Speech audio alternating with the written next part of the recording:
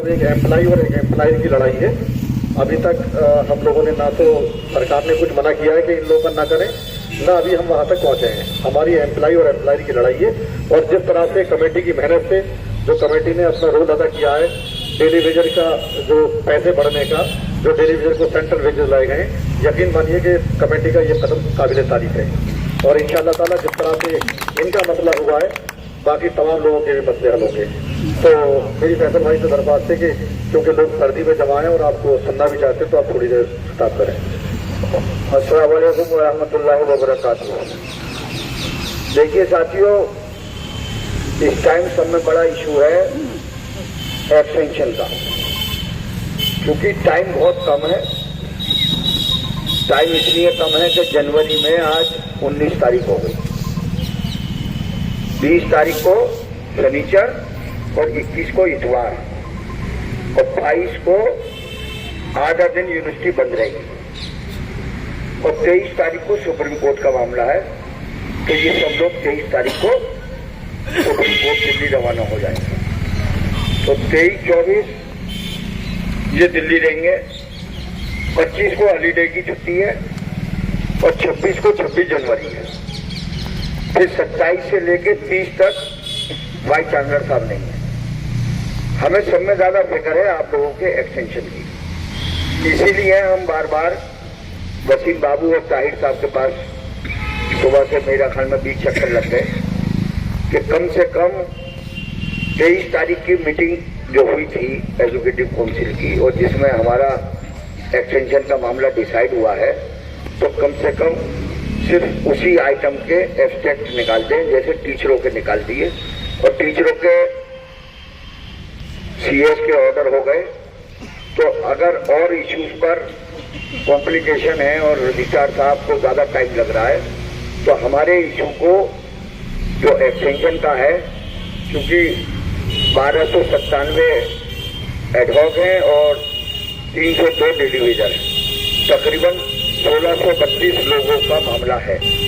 तो अगर आज और कल में हमारे मामला हल हो जाती एक्सटेंशन का, तब तो हम जनवरी में ये सोचेंगे कि हमारी तनख्वाह मिल जाएगी, वरना स्थिति खराब होगी। तो हम बार बार वाइस चांसलर साहब से हमने वसीम बाबू से कहलवाया था, कल भी कहलवाया था, उन्होंने कहा हाँ मैं कर रहा हूँ, प्रायोरिटी पे कर रहा हूँ। और सुबह से हम रजिस्ट्रार साहब के पीए जो हैं ताहिर साहब से, उनसे 2-3 बार मिल चुके मैं और जकी भाई और रेहान साहब, तो उन्होंने भी एश्योरेंस दिया है कि आज इंशाअल्लाह ताला आपके मिनट्स जो आपका आइटम है उसका एक्सट्रैक्ट निकाल देंगे।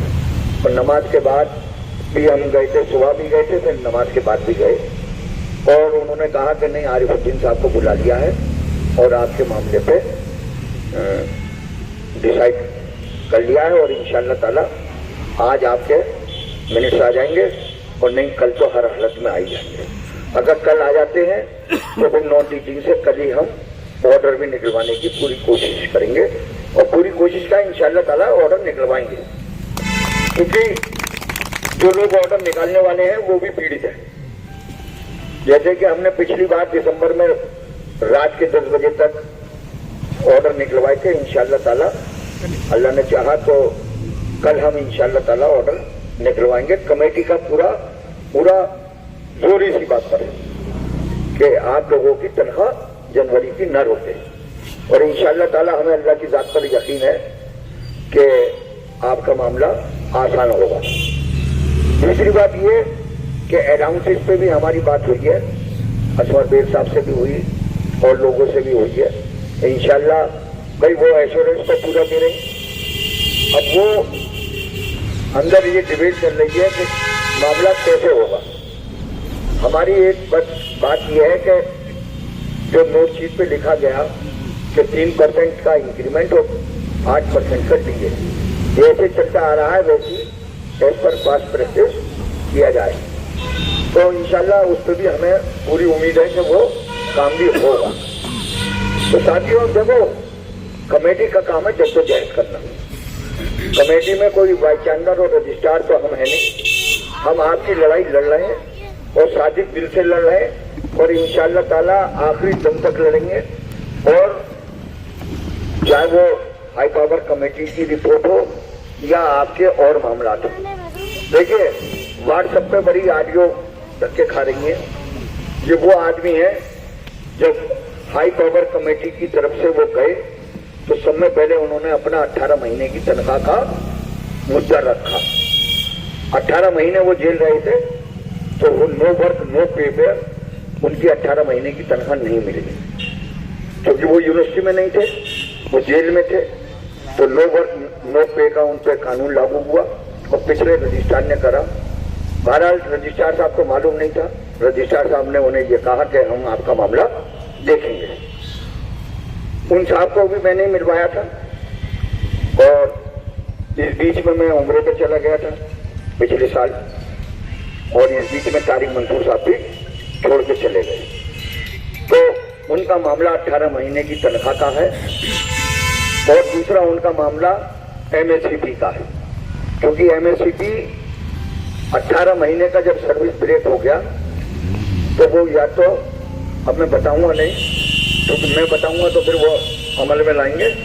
बहरहाल वो 18 महीने की जो सर्विस ब्रेक हुई है तो इन कंटिन्यूएशन नहीं है, और 10 साल में ये लिखा हुआ है कि लगातार 10 साल एक स्किल में रहे हो तो आपको मिलेगा। तो उनके 2 इशू थे और कोई जनरल बॉडी का कोई इशू नहीं था। हमारी बात ही यहाँ से बिगड़ी कि हमने भेजा था जनरल बॉडी के लिए और आपने अपने इशू रखे, और ये जग जाहिर भी है, सबके सामने ये बात आ गई थी उसी पीरियड में। लेकिन अब वो बहुत बड़े हमदर्द, अब वो के साथ डेली वेजर के 100 रुपये बढ़ गए, 50 रुपये बढ़ गए, वो तो हमने कोशिश करी थी। हमें किसी का क्रेडिट नहीं देना, हम क्रेडिट के लिए नहीं बैठे यहाँ, हम आपके मसले का हल करने के लिए बैठे हैं कि आपके मसले हल हो जाए। न तो रेहान साहब को ये तमन्ना है, न जकी साहब को ये तमन्ना है, और न ये हमारी तमन्ना है कि साहब हम आपसे इस बात का क्रेडिट लें। क्रेडिट तो अल्लाह देगा, क्योंकि ये 2 फरिश्ते जो बैठे हैं ये नोट कर रहे हैं और दिल का हाल अल्लाह जानता है, उसी से वो फैसले करेगा। लेकिन अब वो उनका इतना मुंह नहीं है कि वो आपके बीच में आ जाए। अगर सही मायनों में जब ये धरना लगा था उससे पहले कई मीटिंगें हुई थी, आफ्ताब हाल में भी हुई और जगह हुई, और लोग यहाँ गवाह हैं इस बात के कि उन्होंने कह दिया था कि मैं किसी भी आंदोलन का हिस्सा नहीं बनूंगा, क्योंकि वो वहां डरपोक है। लेकिन हमें इससे कोई मतलब नहीं, लेकिन कम से कम लोगों में भ्रम न फैलाएं। हमारा इस मंच के माध्यम से बस यही उनसे गुजारिश है कि वो उल्टी सीधी बातें ग्रुपों पर न डालें, उससे पैनिक क्रिएट होता है। 2015 की वो अपने आप ले आए, जबकि 2015 की कोई बात नहीं, क्योंकि जब हाई पावर कमेटी के चेयरमैन ने 2021 और 23 2 डेटें एजुकेटिव काउंसिल में सिर्फ डिसाइड होनी है कि कौन सी डेट होनी है, तो ये न जाने कौन सी एक तीसरी टांग ले आए 2015 की। कल से लोगों में बड़ा रोष है इस बात का कि ये 2015 कहां से आ गई। देखिए 2015 कोई डेट नहीं है, पहले बता दें। आप लोग पढ़े लिखे लोग हैं, ईसी के एजेंडे वेबसाइट पे पड़े हुए हैं, उन्हें पढ़ लीजिए। या तो 15/9/2023 को रिपोर्ट सबमिट हुई, या तो वो डेट होगी, या जो एक आखिरी स्क्रीनिंग कमेटी यूनिवर्सिटी ने करी है आबिद साहब के नाम से यूनियन स्कूल में, तो वो फरवरी 2021 है, 11 फरवरी 2021 है। तो 2 डेटें हैं, लेकिन वो हाउस को अभी तय करना है। हम ये कहते हैं कि 23 या हम कहते हैं 24, अभी कोई डेट नहीं, अभी तो ये हाउस तय करेगा। हमारा प्रेशर ये है पूरी कमेटी का कि जिस दिन एजुकेटिव काउंसिल पास करे कट ऑफ डेट वो हो जानी चाहिए, जिससे कि हमारे ज्यादा से ज्यादा लोग स्क्रीनिंग और रेगुलराइजेशन के थ्रू उमा देवी की राइट में कंफर्म हो जाए। हमारा तो काम कमेटी का पहले दिन से ये है कि मैक्सिमम लोगों को फायदा हो जाए। देखिए हमें ये, हमारा कोई रिश्तेदार नहीं है, हमारा कोई भाई बंधु नहीं है, हमारा तो मकसद ये है कि ज्यादा से ज्यादा लोग उमा देवी की लाइट में रेगुलराइज हो जाए।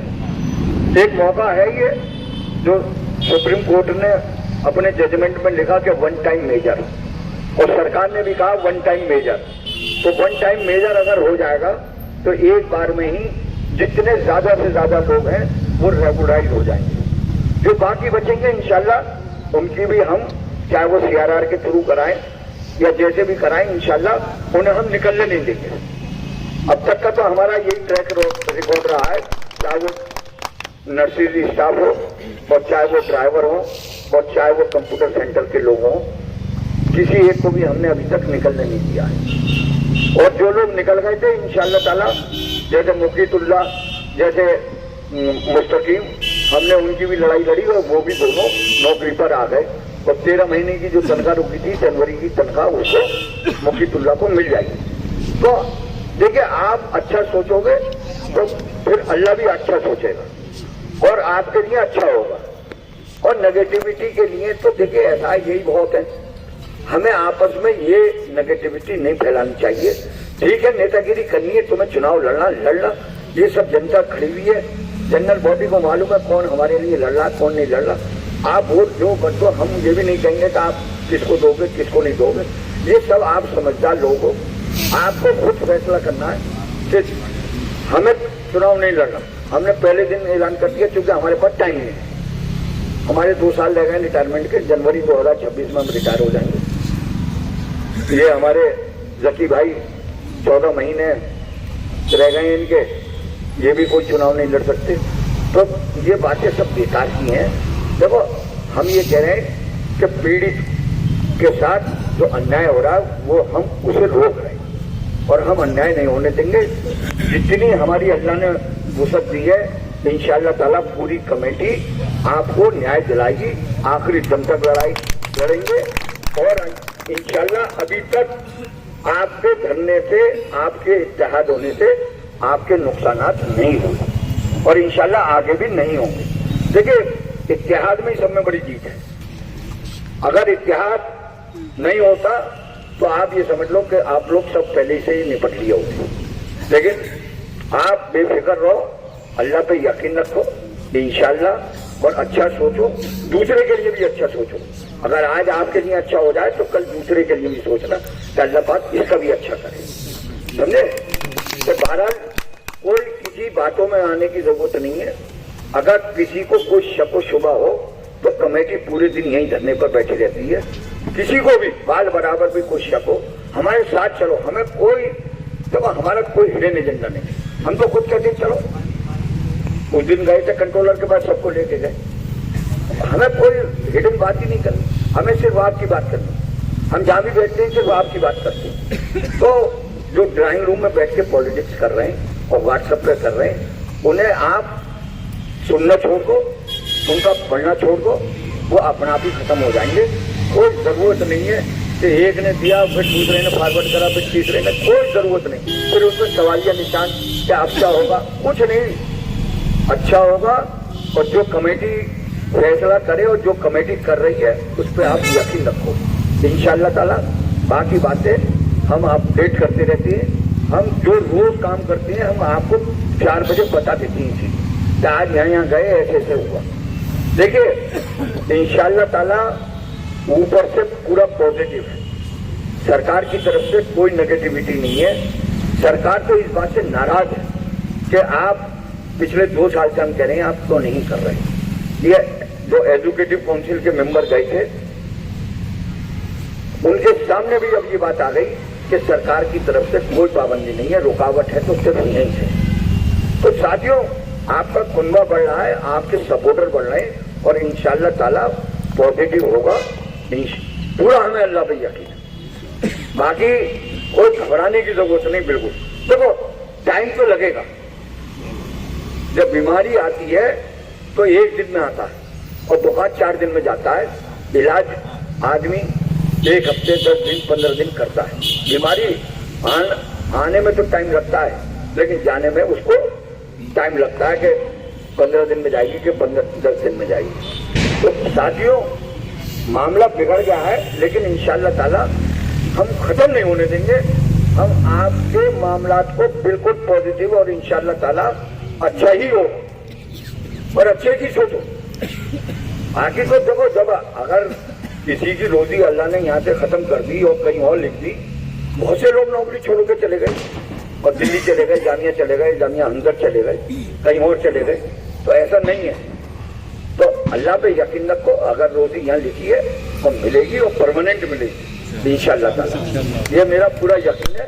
बाकी रेहान भाई की जो ड्यूटी है, देखिए हर आदमी कमेटी का, जो कमेटी में भी नहीं है, जैसे साहिल है, उसे नोटिस डॉक्टर को भी देना, रजिस्ट्रार को भी रिसीव कराना, टाइप कराना। मतलब ऐसा नहीं है कि खाली यहाँ 2 आदमी बैठ गए हैं या सिर्फ हम जो है यहाँ से वहाँ जा रहे हैं। हम जब सुबह ही 8 बजे जाके माला लाना, ठंड में चाहे कोहरा पड़ रहा हो, ठंड पड़ रही हो, लेकिन ला रहा है। तो ऐसा नहीं है, हर आदमी अपना लगा हुआ है। नजर साहब है, जुमे की नमाज के बाद से यही है। तो ऐसा नहीं है, हर आदमी अपनी अपनी ड्यूटी दे रहा है। सिर्फ किस लिए दे रहा है कि आपके मामला हल हो जाए। तो हमें कोई वो नहीं है, बस आप इत्तेहाद बना के रखो, किसी की बातों में आने की कोई जरूरत नहीं। कोई शक व शुबा हो तो पूरी कमेटी से आप सवाल कर सकते हो, बिल्कुल ओपन डिबेट है, कोई टेंशन नहीं। हम जो भी फैसला करते हैं आपके हालात को देख के और आपके लिए जो अच्छा हो वो सोच के हम फैसला करते हैं। ऐसा ना हो कि हमारे कोई एक कदम से आपको बड़ा नुकसान हो। तो हम ये नहीं है कि हम सिर्फ हवा में या वैसी बात कर रहे हैं। तो हम बहुत गंभीर हैं और पहले दिन से हैं, और धरना तो 84 दिन हुए हैं। आप समझ लीजिए 1 साल से हम लड़ रहे हैं। रेहान साहब हुए, मैं हुआ, सती साहब हुए, हामिद जैदी हुए, हामिद शुरू हुए। हम तो 1 साल से लड़ रहे हैं। ये शकील साहब बता देंगे।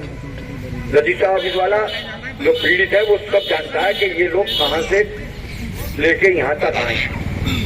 अब उसके बाद अगर आदमी ये कहे कि ये क्या कर रहे हैं, कि वो क्या कर रहे हैं, हमें कोई ना हम तकलीफ, लेकिन टेंशन नहीं लो। ठंड लग रही है, कोई बात नहीं। देखो ये 2 बैठे हुए हैं सुबह से, और ऐसे बैठे हुए, तो इंशाअल्लाह ताला तकलीफ के बाद ही राहत मिलेगी, पूरा यकीन रखो इंशाअल्लाह। बाकी आप लोगों का इतिहास, देखो इतिहास से इनकी अब इन्हें ये समझ में आ गया, बड़े से बड़ा प्रोफेसर अब ये कह रहा है कि भाई नॉन टीचिंग जैसा इतिहास न कभी हुआ और न होगा, और जो इतिहाद हो गया है ये मील का पत्थर साबित होगा। बता रहा हूँ ना, अंदाजे गुफ्तगू बदल गया लोगों का, ये सब में बड़ी जीत है आपकी। आपका अंदाजे गुफ्तगू बदल गया, जो आपके प्रोवोस्ट और जो वार्डन और गैस फैकल्टी तक आपको रोकता था, अब उसके मिजाज में भी तब्दीली आई है। तो साथियों, बाकी अब मैं रेहान भाई से कहूँगा कि अपनी ड्यूटी को अंजाम दें। बहुत शुक्रिया। अस्सलाम वालेकुम रहमतुल्लाहि व बरकातुहू। आज आपके बीच में धरने पे मोहम्मद इरफान और मोहम्मद शब्बीर, जो दोनों मौलाना आजाद लाइब्रेरी से थे, इनका कमेटी की तरफ से और आप सभी लोगों की तरफ से बहुत बहुत शुक्रिया। कल आपके बीच में सोमवीर आगे हाल से और मोहम्मद रिजवान ऑप्थोलॉजी डिपार्टमेंट से होंगे। कल इसी तरह से आप लोग तशरीफ लाइए। बहुत बहुत शुक्रिया सभी लोगों का।